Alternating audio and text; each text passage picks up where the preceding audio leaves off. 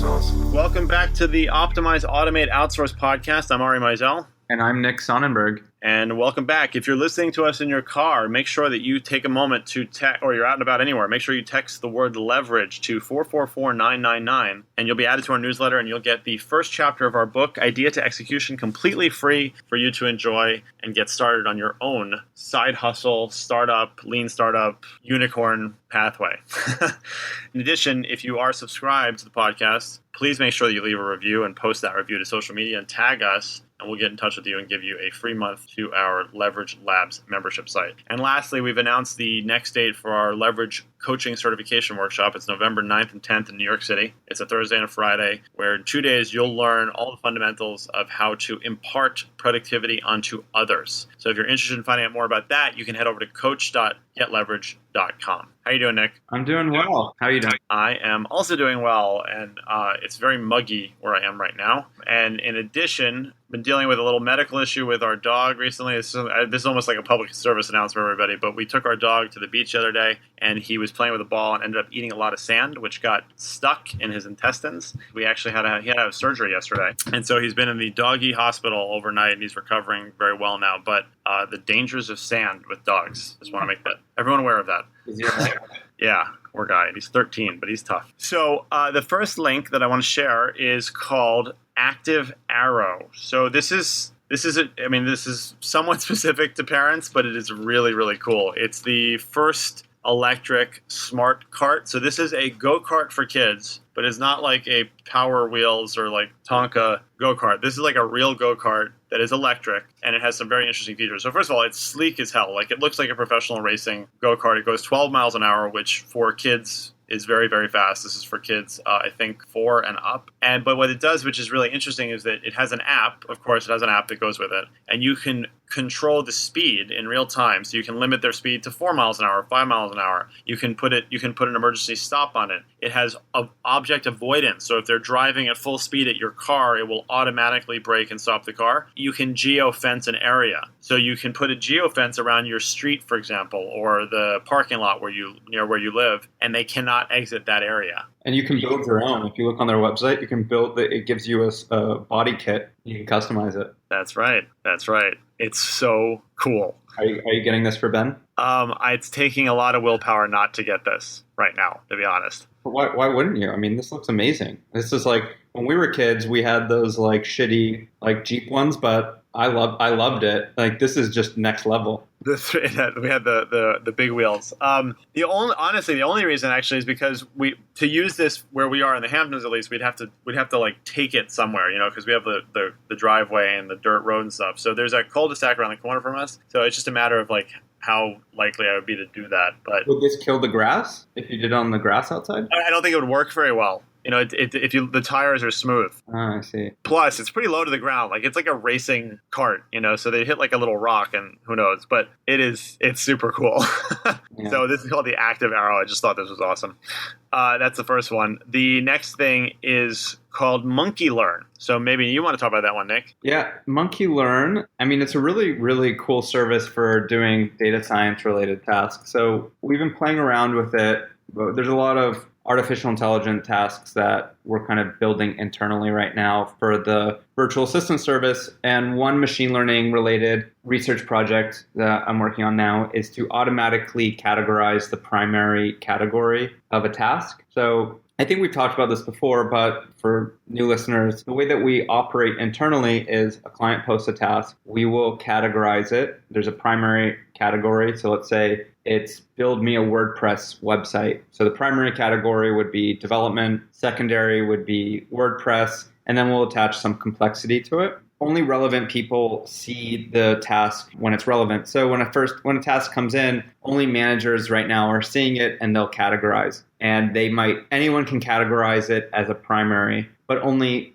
specialists or fewer people who really understand that category can be the ones to select the secondary category and complexity. So what we've been working on is building and using Monkey Learn as a test right now as like a reference point, automatically based on the title of a task and the description, and there's a few other factors I'm not going to disclose, but automatically categorizing the primary task at least, because that's a bit of a bottleneck. Like people on the team won't see tasks until they're categorized. So if we can speed up that initial step, it's like a 3-step process. Clients post, we tag primary, we tag secondary, and then it's shown in the marketplace. If we can even just remove one step in that, it'll greatly, as we scale, speed up response time and pickup time of tasks. So played around with it and did the first version. And honestly, I thought the results were quite good. It was like, depending on the category, between 50 and 60% accurate. But there's a lot of ways to improve that to be well above 70%. And worst case scenario is it's misclassified and a manager just has to retag it. Not to get too technical, they're using some pretty good math under the hood there. They're doing something called support vector machines, and that's stuff that we were using in the bank too for high frequency trading. So it's definitely some proper math that they're doing under the hood. We're going to benchmark that and compare it to some other machine learning algorithms and see if we can beat monkey learn. But it's a good reference point to start off. I mean, without, again, getting too technical, but how do you teach it what to look for? Well, when you feed the algorithm, you're giving it some data points like the title, description, and a few others, and also what we tagged the task. So then after it's seen, thousands and thousands of them, then it has enough data points to start predicting, okay, when titles were, had these words in it, on average, we were tagging it development. So there's an X% probability that this next task, based on, the title, description, and a few other things, there's like an X% probability that this is a development task too. So then it'll give its prediction, and then you can compare it to actually in production what we had tagged it. Yeah. Okay. It's really cool. I mean, and this is like an out-of-the-box service kind of. Like, how long did it take to get it set up to do this? About 5 hours. Yeah, that's pretty good. I mean, Yeah. I think what we can do nowadays is amazing. Yeah, and next step is we're going to start putting that into the new dashboard, and hopefully next week start automatically tagging things. For the primaries, yeah, which is great. Have you tried testing it with the secondaries, or is that too complicated? The accuracy would just be way too low.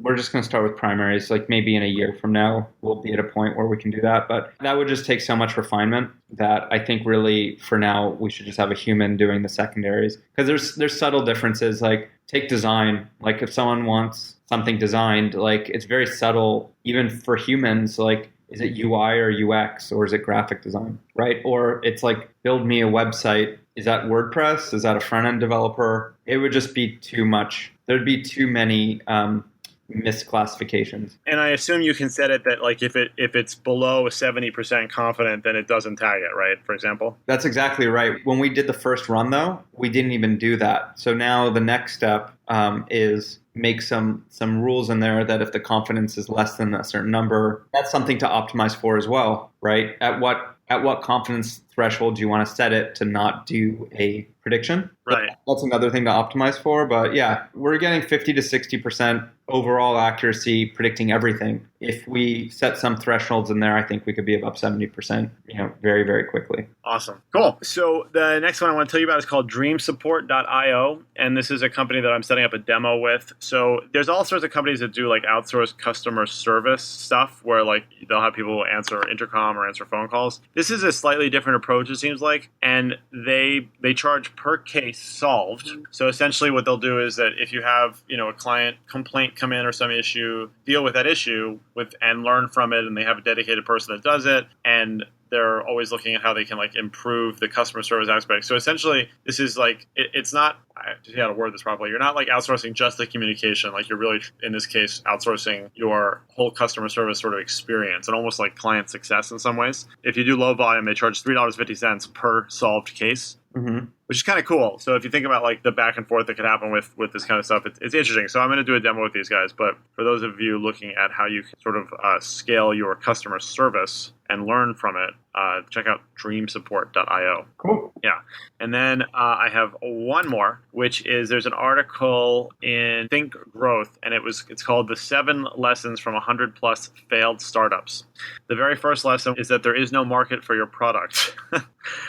Which is pretty funny because I think that we've seen that many times where somebody's building something that they think is a problem or they think is a big need, and they haven't really validated that at all. The second biggest reason, and that is by far the biggest, believe it or not. So out of 100 failed startups, 49% failed because there was no market need. I mean, that's kind of amazing, don't you think? Like when we talk about like product market fit and how you validate ideas, like that's like, how do you miss the mark that much? Yeah, no, I can see that. And I guess the second one is like executing poorly. The second one is poor marketing. Poor marketing and then run out of cash. That was 17%. Didn't scale is 13%. Lack of a business model is 12%. Too difficult product realization was 9%. And after that was poor product. So it's just kind of interesting. But the thing about no market need to me is so amazing because it seems like the easiest one to avoid as a problem. I don't know. Take Calvin.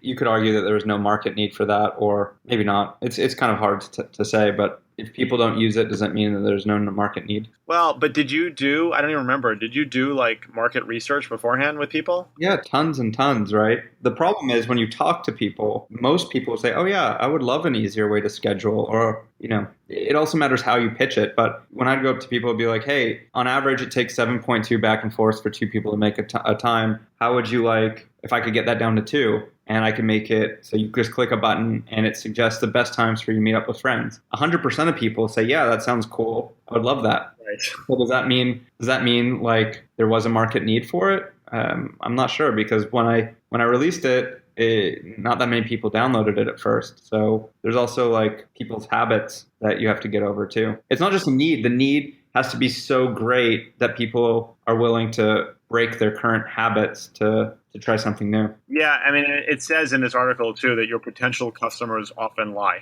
Oh, 100% of people, yeah. Yeah, so, well, anyway, I just thought that was interesting that was one of the biggest causes. So that's it for today's episode. In the next week, or actually, yeah, sometime next week, Nick and I are going to be interviewing a very, very big name. We won't release that yet until we actually do it.